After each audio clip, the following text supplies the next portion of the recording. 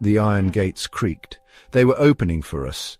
We were going into Hollowbrook Cemetery. The gates were old and rusty. Vines covered them like spooky fingers. They looked like they hadn't been opened in years. Inside, the cemetery was dark and overgrown. Twisted trees cast long shadows. Broken headstones stood like crooked teeth. It was a scary place.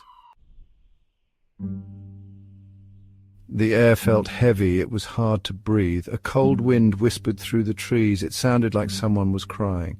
We walked deeper into the cemetery. The air grew colder. I felt a shiver run down my spine. Someone was watching us. I heard a twig snap. I turned around, but that there was no one there, just the shadows and the wind and the feeling that we were not alone. People say Hollowbrook Cemetery is cursed. They say it's haunted by a woman in a white dress. They call her the Weeping Woman. The story goes that she lost her children. They drowned in the river nearby. Now she wanders the cemetery. She's looking for her lost children. Some people say she cries. They say her sobs echo through the cemetery at night. They say she's looking for someone to take her pain away. Section 4, they saw it. Lots of people have seen the Weeping Woman. She is a figure of local legend, a ghostly apparition that has been reported by numerous witnesses over the years. Her presence is often felt before she is seen, a chill in the air, a sense of being watched. They say she's tall and thin, almost skeletal in appearance.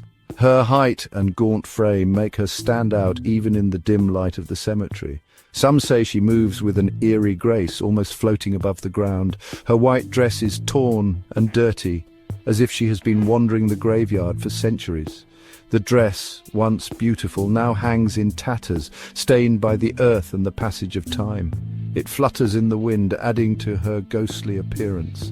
She has long black hair that cascades down her back, often covering her face.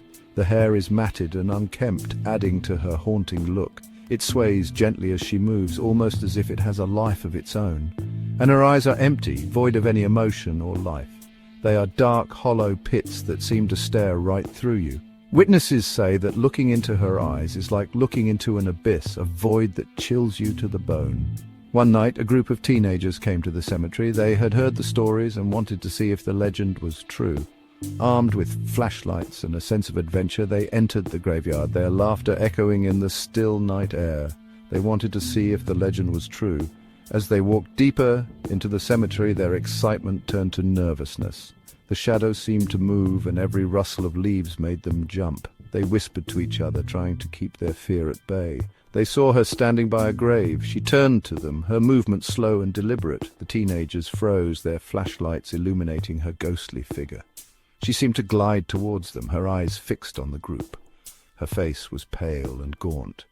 She opened her mouth as if to speak, but no words came out. Instead, a chilling silence filled the air, more terrifying than any scream.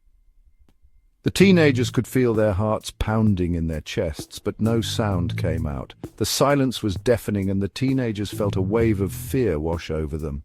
They knew they had to get out of there, but their legs felt like lead. The teenagers ran away screaming. Their fear gave them the strength to move, and they sprinted out of the cemetery, not daring to look back. The legend of the Weeping Woman had become all too real for them that night. Section 5. A Graveyard of History. Hollowbrook Cemetery is very old. It stands as a silent witness to the passage of time, with its weathered headstones and overgrown paths. Each stone tells a story, a fragment of history etched in granite and marble. It was built in the 1800s during a time when the town was just beginning to flourish. The cemetery has seen generations come and go, each leaving their mark on this hallowed ground. Lots of important people are buried there.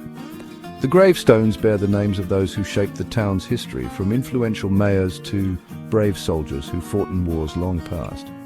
There are mayors and soldiers, and even a famous poet. Each grave is a testament to a life lived, a story that contributed to the rich tapestry of the town's past. The oldest grave belongs to a young girl. Her name was Sarah.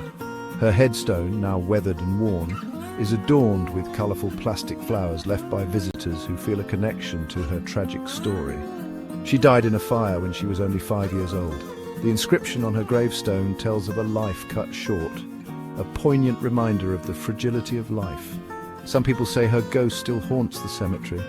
As dusk falls and the mist rolls in, visitors have reported seeing a shadowy figure, a small girl wandering among the graves. They say she likes to play tricks on people. She moves things around.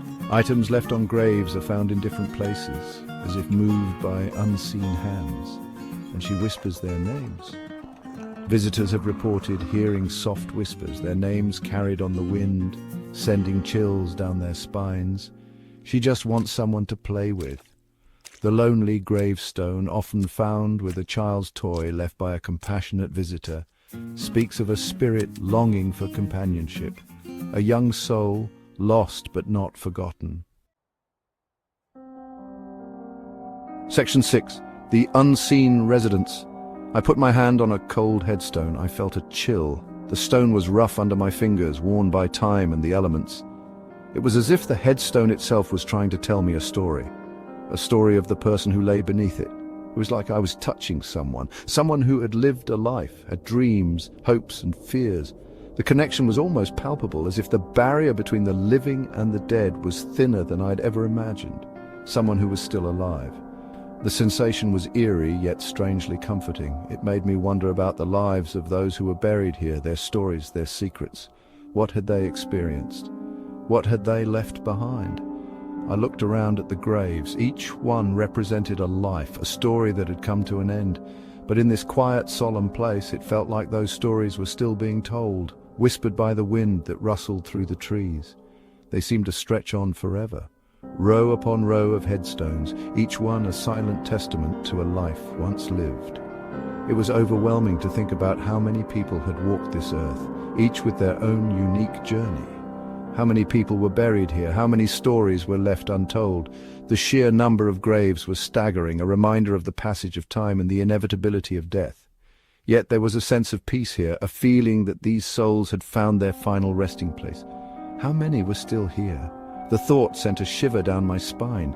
Were their spirits lingering, watching over their graves, or perhaps wandering the grounds?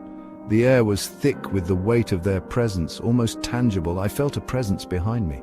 It was a feeling that was hard to describe, a mix of curiosity and fear. I could sense someone or something standing just out of sight, watching me.